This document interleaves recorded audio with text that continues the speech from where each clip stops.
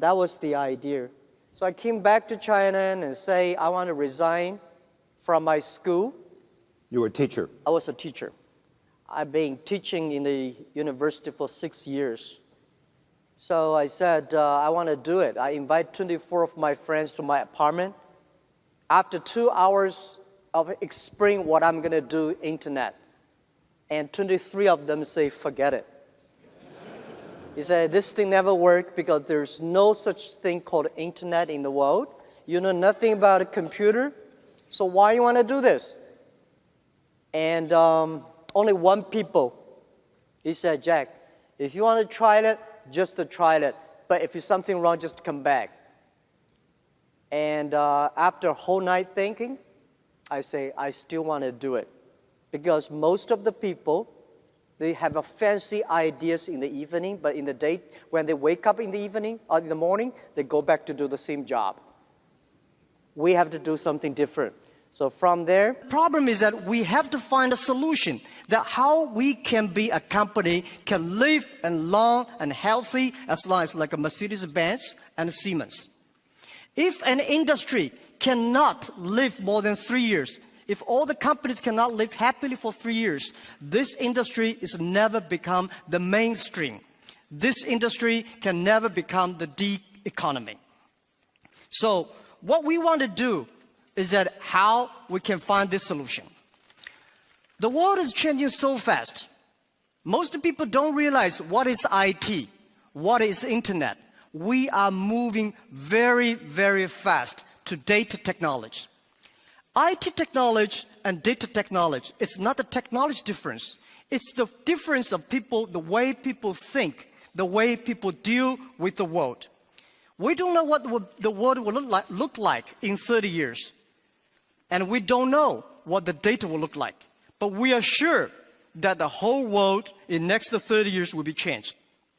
If the first and the second innovation and technology revolution relieve or liberate the human strength, the physical strength, this revolution release and liberate the strength of a human brain, the innovation. The future world, we believe, will be connected, not by oil, not by other things, but by data. The future world, the business is C2B, not B2C. C2B is consumer to business, not business to consumer. Because you have a lot of data, because of the data, the manufacturer must do customized things. Otherwise, manufacture will be very difficult. In the future, all the manufacturers, they make the machines. The machines can not only produce the products, the machines must talk. The machine must think. And the machine is not going to be supported by oil, by electricity. The machine is going to be supported by data. The future world, business will not focusing on the size. Business will not focus on standardization and the power. They will focused on the flexibility, nimbleness, customization, and user friendliness. And also, I strongly believe the future world, we are going to have a lot of women leaders because in the future, people not only focus on the muscles, powers, they focus on wisdom, they focus on careness and responsibility.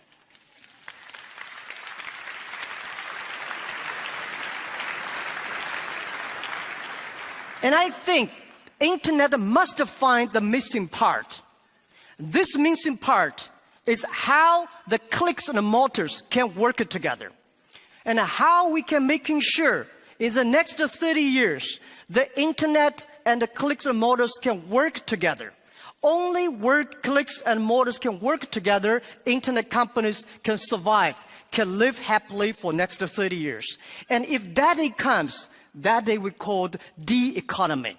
And it's not a digital economy, which I called data economy. Everything is going to be changed. And I also believe the world is going to be beautiful, but the world is very challenging. Apple may not be the future, but Apple tells us what the future will look like. That is something in the machine is moving. That is data. we are at a great time of innovation, inspiration, invention, and creativity. And I think everybody's working hard, trying to realize their dreams. Today you see here are real world workers, truck drivers, and game players, and also all these senior people. Everybody in the Asian times, nobody can leverage the technology to realize their dreams.